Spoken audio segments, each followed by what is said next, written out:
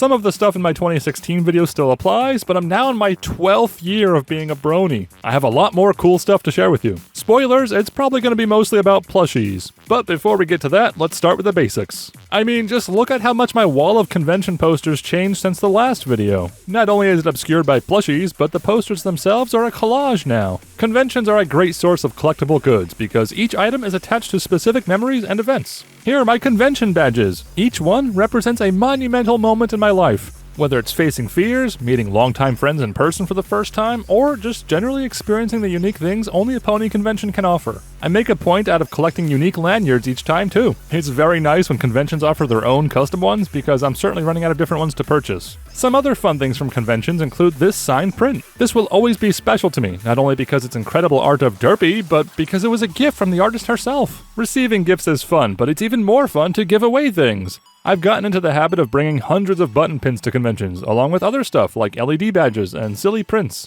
I can't claim to have started the idea, but I've certainly been doing my best to continue the tradition of a free table at cons. It's fun to watch these take on a life of their own as people take ponies and leave ponies. Here's a fun story. An official distribution company for Equestria Girls made the terrible mistake of using images found on Google. This wolf character is not in fact part of the show. It's Dr. Wolf, who was nice enough to sign this for me at BronyCon. That makes this one of the most unique collectibles I own, and I will cherish it always, even if it is Equestria Girls. Anyway, if you'd like to see more convention stuff, check out my playlist. I don't want to spend half of this video talking about cons, because we have lots of other great merch to get to. For example, DERPY. I'm quite proud of my collection of DERPY figures.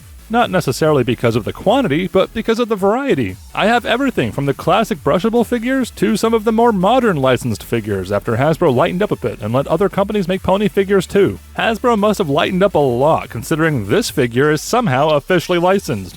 Wait for it. There. That is the cause of your nightmares now. DERPY has always been a lovably weird outlier in the show, but what about lovably weird outliers in the world of pony merch? This looks like an eraser, but nope, this is considered a posable figure somehow. Can't wait to break these out at the next funeral. This Pez dispenser stares into your soul and scares small children. If that stresses you out, why not give this gross, sticky Fluttershy a squeeze? Speaking of sticky things, here's a very important pony service announcement. If you own one of these collectible Rainbow Dash drinks, they are ticking time bombs and will definitely be leaking at the bottom of your drawer by now.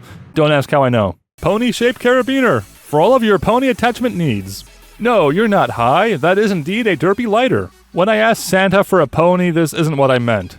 Well, sweet Celestia, what is that? Proof of extraterrestrial life is right here. No human would design pony toys like this. I think this one has seen the college humor animation.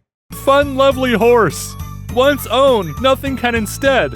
They are very funny. Twilight Sparkle, if you're watching, this one's for you. I don't have many pony books, but I adore these art books for compiling the show's lore and giving us a really cool look behind the scenes. How cool is it that they made the Elements of Harmony into a physical book, along with a sequel, and the Princess's Journal even, and the not-so-subtle brony meme on the dust jacket. That's how you know this came out in 2013. One of my favorite character interactions to ever come from Friendship is Magic happens to be in the manga. In this story, Rainbow Dash and DERPY switch places, and wacky shenanigans ensue. The manga's art style is incredibly adorable, and the stories put slice of life to shame with its fan service. Would I tell y'all about coming in my shed? And yeah, the comics exist. I've only just recently picked up a couple omnibuses, but I haven't taken the time to read them yet. I always thought the comics were a little too wacky and a little too gimmicky, but here I am, judging a book by its cover despite having not read it yet. Speaking of receiving harsh and unfair judgment, I wear pony clothing on a daily basis. We can't talk about pony clothing without a moment of silence for We Love Fine.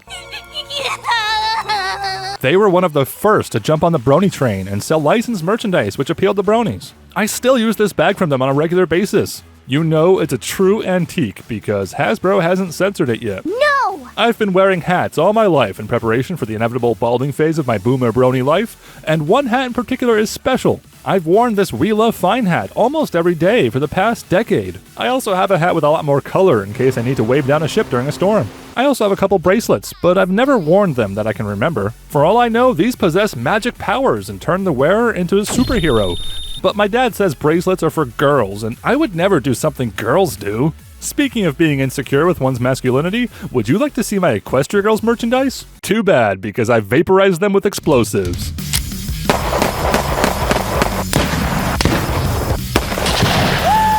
However, I do have the remains of one Equestria Girls figure which has so far survived my juvenile attempts at humor. This was a gift from a prolific pony collector by the name of Okami Girl, and she gave me the express instruction to give this figure similar explosive treatment. I took it out to the range many years ago, but unforeseen circumstances prevented this figure from reaching its destiny of being turned into microplastics. I subsequently put her into storage and forgot all about it. Well, all these years later, I think it's time I deliver on my promise to Okami Girl.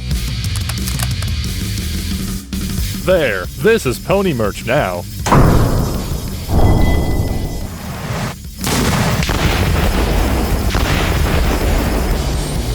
That was a weird tangent. Let's talk about plushies now. My plush story begins roughly back in 2012 with this Funrise Dashie from Walmart. Something about the cute and soft nature of a pony in plush form always appealed to me, even if this one is a spaghetti-maned abomination. I have a surprising number of plushies generously gifted to me at conventions, the biggest and most notable being this OC plush from a brony that attended BronyCon from Chile. I love displaying him with matching socks alongside this Soappoke So's derpy. Other gifts include not one, but two Cutie Corral derpies. I remember seeing Cutie Corral's booth at BronyCon many years in a row, and I always regretted not picking one up. So I'm very thankful to the two people who surprised me with these. Another name from the good old days is White Dove. She was one of the first creators to ever receive legal action from Hasbro. Long story short, I've wanted to be the proud owner of a White Dove pony for almost a decade. All it took was the show ending and someone putting some up on eBay for a good deal to achieve that dream. I also received a non-Philly and Twiggy from a generous person at HarmonyCon. Something about Twiggy's gaze is oddly unsettling compared to every pony else. In terms of other factory-made plushies, I'm very proud to own all 6 of the 4th Dimension Entertainment plushies. Some of these have gotten very rare over the years. However, Symbiote is the new kid on the block selling licensed pony plushies, and it was hilarious to watch them be blindsided by the brony community.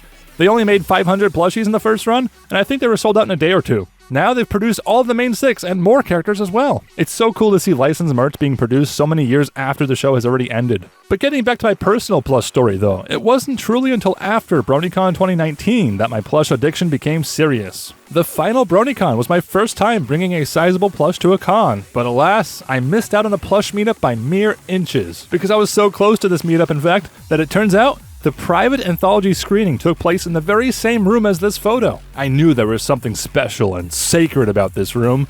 What with the scattered plushies and stuffing all over the floor. It looks like a plushie's been murdered in here. Rule 1 of this room, do not touch the plushies. Although I had missed out on the legendary BronyCon 2019 plush pile, it wasn't long after that I was invited to the group proper. I found myself in a Discord server full of people with impressive pony plush collections, and boy was I envious of those Discord roles. Long story short, I commissioned Blackwater for my first life-size in the form of Twilight here. Then, eager to see what other artists had to offer, I commissioned Joltage for this Fluttershy. My room was quickly becoming more plush than bed. Yet, in the midst of this plush symphony, a singular creation emerged, captivating my heart and senses. With its faux fur tresses that flowed like liquid silk, eyes and cutie mark painstakingly brought to life through meticulous applique, and an imposing stature measuring an impressive 56 inches from hoof to hoof. The attention to detail, truly remarkable with its 3D eyelashes that add depth to her gaze. Hooves expertly embroidered to perfection, her very core filled with cluster stuffing. I had ChatGPT write that segment because I lacked the words to describe this plush, but I think you get the point. This cutie pony derpy is my dream plush. I absolutely adore these 3. At the risk of TMI, I struggle with anxiety and insomnia, but thankfully the long hours of being unable to sleep are much more bearable with a smiling pony at my side. Even as therapeutic and comforting as that might be, this whole plush thing is even more than that. It's the journey, and the many friends and memories made along the way. The ride never ends. Even though I missed the BronyCon plush pile, there have been many more since and many more to come. The thing I love most about the brony community are the endless sub-communities you can find a home in. There's so much more to it than simply collecting plastic toys. If you'd like to see more of my pony merch, check out this live stream recording where I ramble on about various merch for an hour. Please consider checking out some of my other videos while you're here. Until next time.